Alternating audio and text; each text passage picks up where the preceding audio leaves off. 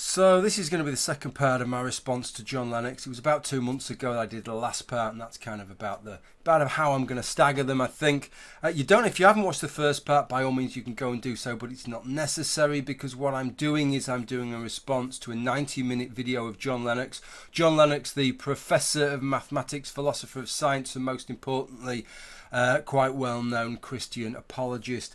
And this video that he's done, this interview that he's given, is a marvellous resource, because it is like a compendium of all the wafer-thin Christian apologist arguments known to mankind. So what I'm doing is I'm kind of sequentially working my way through all the things that he has to say. And with that in mind, let's go through the next three things that he makes on this video. Okay, so here's the first of those three. A lot of harm has been done by fundamentalist religion, and it's very important to face that. Not all of the analysis of the new atheists is false, and I have great sympathy with some of their criticisms of what one might call the unacceptable face of religion. But I would make several points. The first thing is that they run into an immense danger by lumping all religions together. So I think the first thing, and I said this to Richard Dawkins, that he, for example, wants me to distinguish between atheists. I pointed out that Stalin was an atheist, so was Richard Dawkins.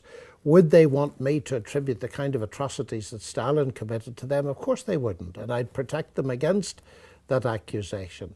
You know, this is a really interesting one, this. I could give the kind of easy, lazy answer that, well, that's how I view it now. It's the kind of answer that I probably would have given with some conviction 5 or 6 years ago. But my position has softened a little bit on this. And the kind of position, to just give you the kind of argument, I mean, the standard atheist argument is the kind of thing that Christopher Hitchens very much majored on. This idea, and there is some basis in it, that when atrocities are carried out by those with a firm religious conviction, sometimes, not always, but sometimes the religion is the root cause of that. It is as a result of their belief in God. They feel that God has commanded them to carry out the kind of behaviour that they're carrying out. But that's there's no kind of an analogous behaviour for an atheist. If you don't believe in God, that doesn't command you to carry out atrocities. There's usually some justification aside from the atheistic conviction there. And that is true. But you need to also set that alongside something that John Lennox alluded to a little bit later in what he said, which is that sometimes things are carried out, maybe not in the name of atheism, but in the name of, I suppose, a fear of religion, a kind of religious phobia, a fear of organised religion and of the religious. And so I suppose if you harking back to Stalin and Soviet Union, you're thinking about the suppression of the Russian Orthodox Church and people's right to congregate and to worship openly there, which stretched on for decades. The Russian Orthodox Church was suppressed in the Soviet Union. Why? Because they feared the power that organisation had as an instrument which could be in conflict with the organisation of the Soviet Union, the political organisation there. So there is, it's a kind of, it gets onto quite shaky territory as to what you could impugn atheism for and what you can't there. But for me, as interesting as some of these particular points might be, they're just a massive irrelevance. They're just a red herring. If you take the position of somebody like Richard Dawkins, who would look at somebody like John Lennox and say, John, you know, you may be a very benign and reasonable Protestant, you know, you've got a very mild form of the strain, is the words that Richard Dawkins likes to use. But effectively what you do, and people like you do, and there are millions of people in the United Kingdom like John Lennox, is that you make religion acceptable. You make a nice whole of acceptability, if you like, for religion, that means that as a society we kind of defer to religion and we take on board the sensitivities of religious people, but that also provides an air of respectability for people who are a lot more radical and a lot more extreme and perhaps a lot more dangerous in their opinions than you are. So you are giving oxygen effectively to these radicals. And it's not that I think that Richard Dawkins is wrong. I think that he's actually absolutely right there. The respectability that people like John Lennox gives to religion, because we don't want to really insult him, because he's a nice guy and we absolutely accept his right to believe the things that he believes and to make the points that he makes and all this kind of thing, punches a hole through our defences for the real nasty bastards to crawl through as well. Of course it does, but if I was John Lennox, the response that I would give to that would just be a shrug of the shoulders and the so what? Because what is it that Richard Dawkins would want a John Lennox to do? And this is the problem that I have. In that if John Lennox actually really believes the things that he believes that God exists, he believes all the things that he says, he believes that Jesus was the Son of God, he believes that we're commanded to do the kinds of things, he believes that Scripture is genuinely inspired word of God. What does Richard Dawkins saying to him? Well, you may actually believe those things, but they're kind of bad for society, so perhaps you should try and train yourself not to believe them anymore. It's entirely the equivalent of the argument that's made towards atheists, which is this idea that if we abandon God, we've talked about Christopher Hitchens, this is the kind of argument that his brother would make, Peter Hitchens, which is this idea that, well, even if God doesn't exist, Christian society is much superior to a non-religious secular society, and so it'd all be well to carry on believing in God and being Christians, whether God exists or not. And no atheist is convinced by that and thinks, shit, yes, you're absolutely right. Yes, I'm going to have to try and train myself to believe in God. It just doesn't work that way. I mean, I disagree with the basic fundamental idea that you can't be good without God, or that there is no basis. This is there is no basis for morality. You might be good without God, but it's without basis. I think the basis that you can have for morality is actually better, is sounder in its bedrock, without deferring to a divine commander, than if you do defer to a divine commander. But even if that was bullshit, even if I had to accept the point that if we all become atheists, the standard of behaviour is going to slip, that we're going to commit more atrocities, that still doesn't change a single thing. Because at the end of the day, your belief in God or your lack of belief in God depends upon, for most people, one would hope, and this is aspirational, even if it isn't always true out there in the field, surely, if you're an atheist, this is aspirational, that our belief, our religious conviction, or our lack of religious conviction, will turn upon the facts. We want people to stop believing in God because they've assessed the evidence and said, you know what, I don't really see any evidence for this. We don't want people to stop believing in God because they think it would be a bit better for society if they became atheists.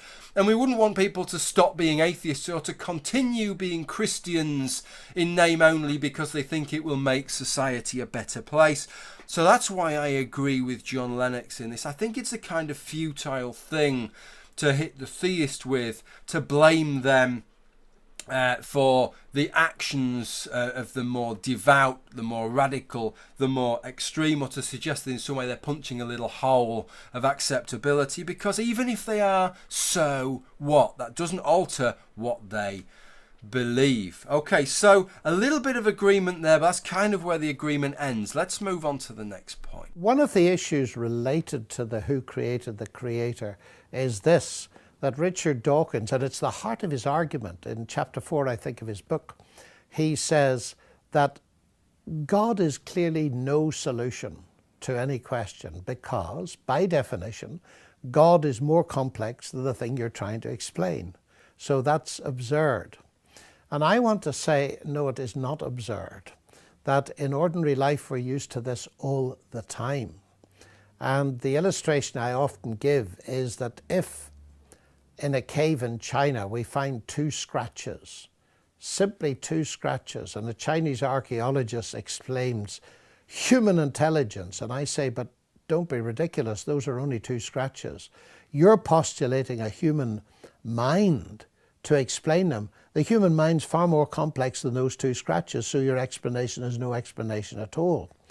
So in itself, the idea that an explanation cannot be more complex than the thing that's being explained is simply false. You know, I find this one really interesting, more fascinating than it seems on the surface, because this is going on at so many levels on this. And I think John Lennox is being a little bit insincere, a little bit deceptive here. He takes Richard Dawkins' question. It's the old canard, isn't it, that if God created us, who created God?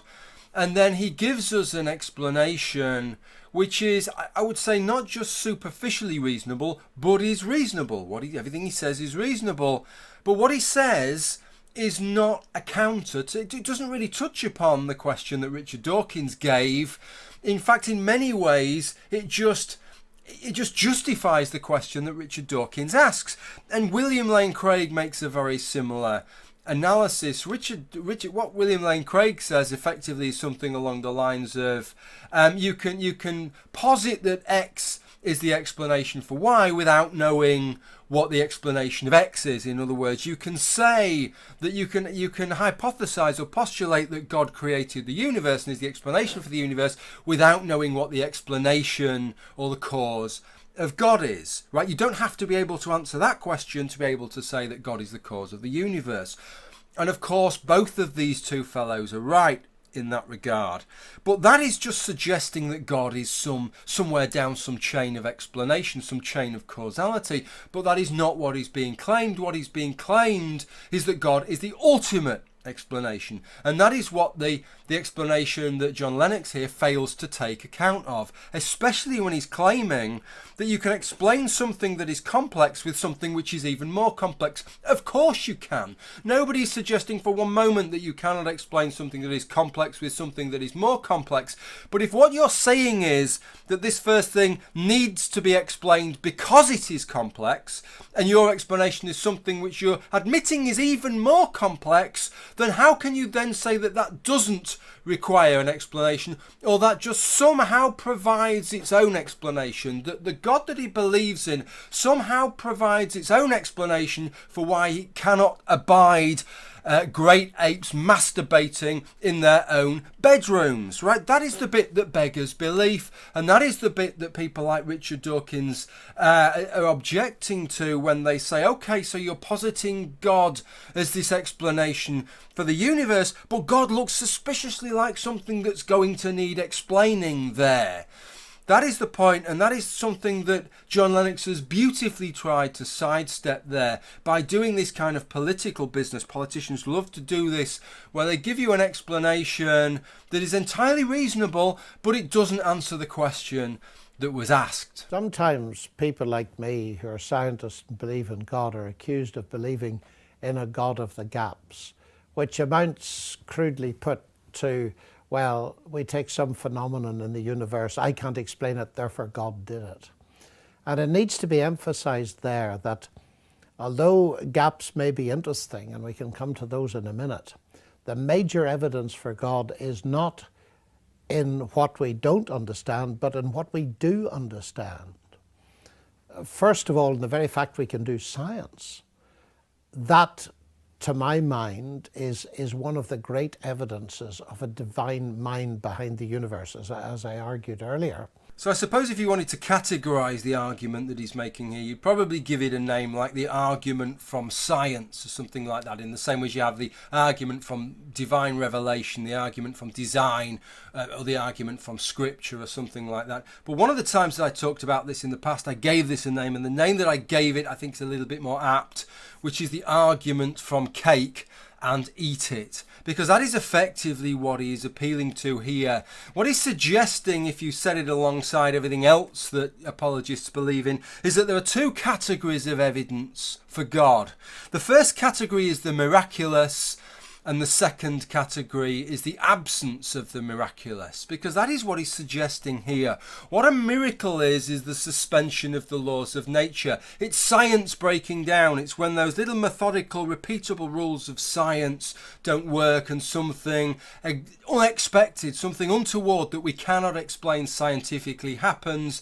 That is a miracle, and that is evidence for God. But when John Lennox says, when those things don't happen, that's just as much evidence for God as well. How could science work without God?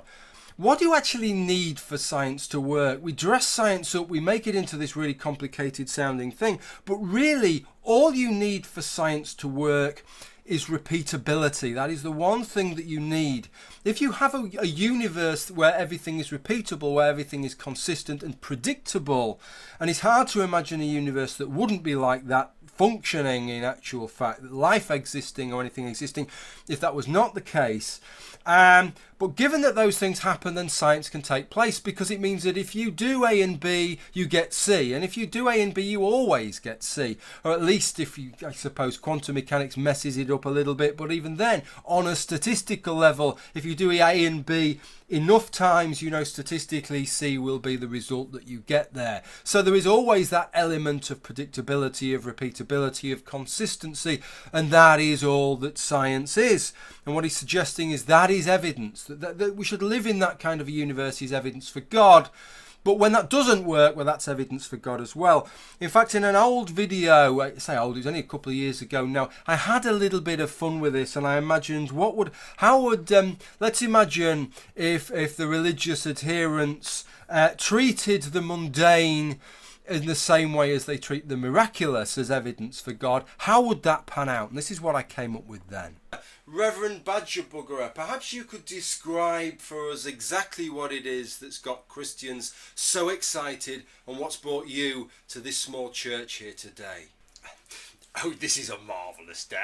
I am so excited. I really can't overplay, I suppose, the theological significance, but I'm going to say it, the scientific significance of what has happened here over the last few days. For 300 years, this magnificent statue has refused to bleed even a single tear of blood, and then this happens. So David, what exactly happened this week that caused so much excitement? As far as I'm aware, the local priest was just going about his usual chores, as one does, and then he noticed it. The statue was doing absolutely nothing remarkable whatsoever. And then it occurred to him that then for 300 years, nothing remarkable had occurred with this statue. So he contacted his cardinal, and the news spread like wildfire. Catholic, Protestant, Orthodox, everybody wants to be here. Everybody wants to see for themselves this magnificent statue doing absolutely nothing whatsoever. And what would you say this means to you personally? Oh, without doubt, the greatest moment of my life. This is the vindication of my faith. You see, you have to understand, God has given us science as a way of understanding the world that he has created for us. Without this miracle, the miracle of miracles not happening, we wouldn't be able to understand the universe. We wouldn't be able to understand or function in the world that he has created. Only a truly omnipotent God could stop this statue from bleeding, and that is the miracle. That is the miracle of God not allowing miracles to happen. It's a marvellous day. Okay, well, if that gets a little bit silly and off the wall, that's kind of because I kind of find it a little bit tough to take this argument seriously that John Lennox is making here. I made a comment actually towards the end of that video, a little turn of phrase, which kind of sums up the way that God, the argument for God and miracles that's usually made, which is that for random shit to happen, you need a random shit happener, and that random shit happener is what we call God. But John Lennox is making the opposite argument as well, that for random shit not to happen, which is what science is, we need a random shit stopper, and that random shit stopper is what we call God. So that's why I refer to this argument as the argument from cake and eat it, because quite literally that is, well, actually not quite literally, but quite figuratively, he wants his cake and eating it there. Maybe the fucking cake that Aunt Maud or whoever, whatever, baked, which I discussed in the first instalment of this response. Okay, well, that's going to draw a line under this video. I'll be back with another instalment in another month or two. In the meantime, thanks to the support of my patrons on this channel, I'll be bringing you obviously the usual mix of videos on lots of other hot, contentious subjects of the day. Okay, well, thank you for watching. Bye for now.